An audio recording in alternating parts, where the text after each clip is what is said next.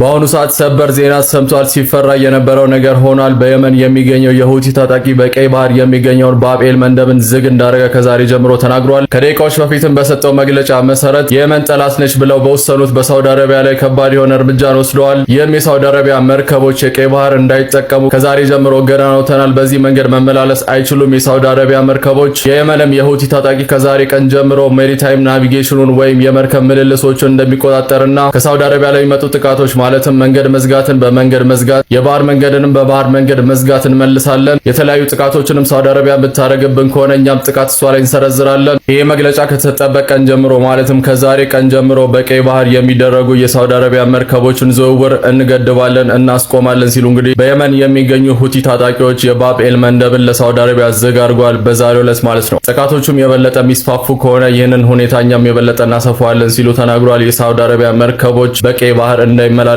እገዳ ተጥሎባቸዋል፣ ጥቃት የሚሰነዘርባቸዋል ተብሏል። ይህንን ተከትሎ ሳውዲ አረቢያ ምን ትላለች? የዓለማችን ነዳጅስ እንዴት ይሆናል የሚለውን ነገር እንግዲህ ተከታትዬ የማቀርብላችሁ ይሆናል። የሁቲ ታጣቂዎች የቀይ ባህር ዝግ እንደሆነ በአሁኑ ሰዓት ተናግረዋል። ብሩክ ነኝ። መልካም ቀን ይሁንላችሁ።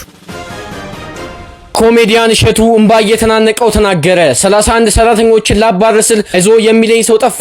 የዶንኪ ቲዩብ መስራች ኮሜዲያን እሸቱ መለሰ የብዙዎችን ልብ የነካ መግለጫ ይዞ ብቅ ብሏል። 31 ሰራተኞችን ላባርር ነው ሲል በከፍተኛ ጭንቀት የተናገረው እሸቱ በደስታውና በስኬቱ ጊዜ ሲከቡት የነበሩ የቅርብ ወዳጆቹና ተከታዮቹ በዚህ የፈተና ሰዓት ድንገተኛ መሬት ተከፍተው ያወጣቻቸው ይመስል ፊታቸውን ማዞራቸውን በከባድ ምሬትና ትዝብት ገልጾታል። ለወራት የዘለቀው የስድብና የትችት ናዳ በትዕግስትና በዝምታ ማለፉን አስታውሶ ዛሬ ግን የተቋሙ ሁሉና አደጋ ላይ ወድቆ የ31 ወገኖች የዕለት እንጀራ ሲቀማ እንኳን በአካል መጥቶ አይዞ የሚለኝ አንድም ሰው አለመኖሩ ድቅድቅ ጨለማ ሆኖብኛል ሲል ተደምጧል። እናንተስ በጉዳዩ ላይ ምን ትላላችሁ? ሐሳባችሁን በኮሜንት አጋሩኝ።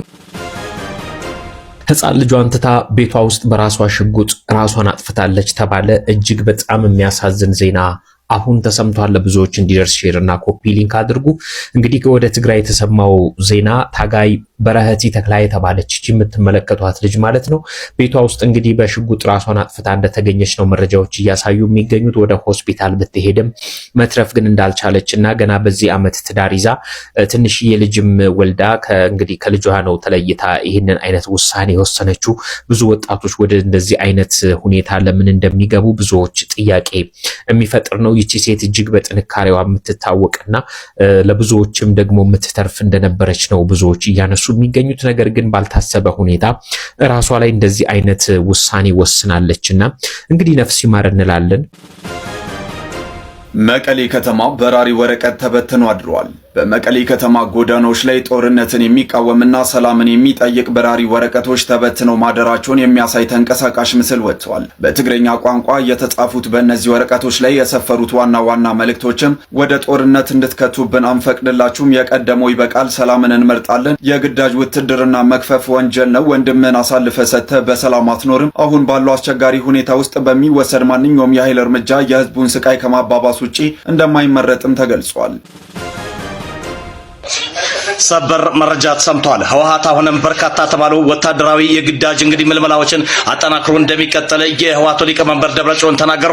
ደብረጽዮን እንደተናገሩት ከሆነ ዓለም አቀፍ ህግጋቶችን በጠበቀ መልኩ ነው ወታደራዊ ግዳጅ ምልመላዎች የሚደረጉት ሲሉ በድፍረትና እንዲሁም ደግሞ አይን ባወጣ መልኩ እጅግ በጣም እንደ ትልቅና እንደ ጀብድነት እንደ መልካምነት በቆጥረው በይፋ መናገራቸው በርካቶችን አነጋግሯል። በሰሞኑ የትግራይ ክልል ተወላጆች በአዲስ አበባ ከተማ ውስጥ ላይ ሰላማዊ ሰልፍ ማድረጋቸው የሚታወስ ነው። ሆኖም ግን አሁንም በርካታ ሁኔታ ላይ እንግዲህ ወታደራዊ ምልመላዎቹ ተጠናክረው እንደሚቀጥሉና የብልጽግናው መንግስት ሰላም የሚፈልግ ካለመሆኑ ጋር ተያይዞ ለሰላም በርካታ ጊዜ ለፍተናል፣ ነገር ግን የብልጽግና መንግስት ሰላሞችን ሊቀበለን አልቻለም፣ ስለዚህ ትግላችን አጠናክረን እንቀጥላለን ሲሉ በድፍረትና እንዲሁም ደግሞ በአይን ባወጣ መልኩ በይፋ መናገራቸው የፌዴራል መንግስት እስካሁን ድረስ የሰጠው መግለጫ ግን የለም። ሆኖም ግን አሁንም ህወሓት በርካታ ወጣቶችን ከአገር እንዳይወጡ እንዲሁም ደግሞ ከአካባቢ እንዳይዘዋወሩ ከፍተኛ ተባለ እንግዲህ እገዳ ማድረጉና ወደ አዲስ አበባ ወደ ዋናው ከተማም ጭምር እንዳይጓዙ እያደረገ መሆኑን በመቀሌ የሚገኙ በርካታ ምንጮችን ጠቅሶ በርካታ እንግዲህ ዓለም አቀፍ ሚዲያዎችም ዘግበውታል። ታዲያ አሁን ላይ በመቀሌና እንዲሁም ደግሞ በዙሪያው ላይ በትግራይ ክልል የሚገኙ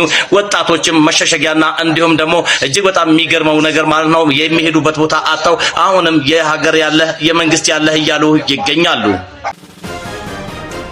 በዛሬው ዕለት የሚሆነው እንግዲህ በዛሬው ዕለት በካይሮ ነው። በግብጽ አማላጅነት ኤርትራ ከአሜሪካን ከፍተኛ ባለስልጣን ጋር ተገናኝታለች። በዚህ መልኩ እንደምትመለከቱት በአጠቃላይ ለመናገር የአፍሪካን ቀንድ ጂኦፖለቲክስ ይቀይራል የተባለለት ነገር ነው የሆነው። እንደምትመለከቱት የሶማሊያ የውጭ ጉዳይ ሚኒስትር የአሜሪካን በአፍሪካ እጅግ በጣም ትልቅ የሆነ አድቫይዘር ናቸው። ከዛ በኋላ የግብጽ ውጭ ጉዳይ ሚኒስትር አላቸው which is host የሚያደርጉት እሳቸው ናቸው። ከዛ በኋላ ደግሞ የኤርትራ የውጭ ጉዳይ ሚኒስትር አሉ። እጅግ በጣም ብዛት ካለው አመት በኋላ በታሪክ ለመጀመሪያ ጊዜ የአሜሪካን ከፍተኛ ባለስልጣን በአፍሪካ እጅግ በጣም ከፍተኛ ስልጣን ያላቸው ከኤርትራ የውጭ ጉዳይ ሚኒስትር ጋር እንደዚህ በዚህ መልኩ እጅ ተጨባብጠዋል። ኤርትራ ለአሜሪካና ለተለያዩ ሀገራት ዲፕሎማሲዋን ዝቅ ካደረገች በኋላ ለመጀመሪያ ጊዜ በአይነቱ ለመጀመሪያ ጊዜ የሆነ የእጅ ጭብብጥ ነው። ይህም ሊሆንበት የቻለበት ምክንያት አንድና አንድ ነው፣ በግብጽ ምክንያት ነው ይሄ ነገር ሊሆን የቻለው። እንዳለ ጠቅላላ ሽረባው ኢትዮጵያ ላይ ነው ማለት ይቻላል። ማለትም በዚህ ሰዓት ሶስቱን ሀገራት አንድ የሚያደርጋቸው አንድ አጀንዳ ብቻ ነው ያላቸው፣ እሱም የኢትዮጵያ ጉዳይ ነው። ኢትዮጵያ እንደ ጥንታዊ ሀገር ብዙ ፖፑሌሽን እንዳላት አንድ ግዙፍ ሀገር የምታቀርበውን በቀይ ባህር የባህር በር ጥያቄ ድና የሚያደርጉ ሶስት ሀገራት ናቸው በአንድ ላይ ዛሬ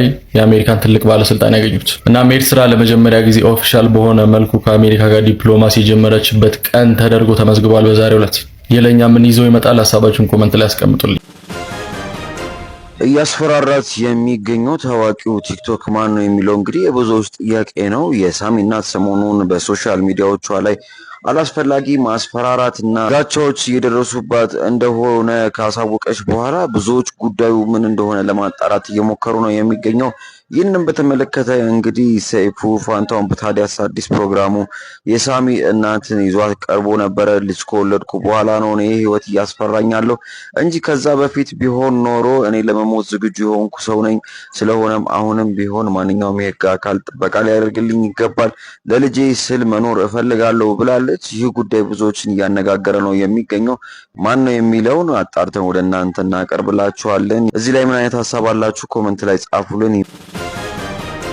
በሽጉጥ ቤቷ ውስጥ ራሷን አጠፋች። እጅግ ያሳዝናል። በትግራይ ክልል በዳጋ አርቢ ከተማ በጀግንነቷና በጥንካሬው የምትታወቀው ወጣትና ታጋይ ብርክቲ ተክላይ ባጋጠማት ድንገተኛ ልብ ሰባሪ ክስተት ምክንያት ህይወቷ ማለፉም ተሰምቷል። እንግዲህ የተፈጠረውን አሳዛኝ ሁኔታ ተከትሎም ወደ ቅድስት ማርያም ሆስፒታል ተወስዳ የሕክምና እርዳታ ቢደረግላትም በሚያሳዝን ሁኔታ ህይወቷ ማትረፍ አልተቻለም።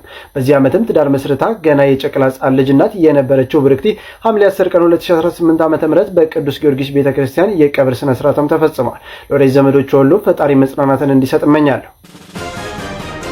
2018 ምንድነው የሆነው? ያልሰማነው የጉድ አይነት ያልሰማነው የአደጋ አይነት የለም። ይሄኛው ደግሞ ዛሬ በሶማሌ ክልል ቀብሪ በያ ወረዳ የተከሰተ አሰቃቂ የትራፊክ አደጋ ነው። የ12 ሰዎች ህይወትን ቀጥፏል።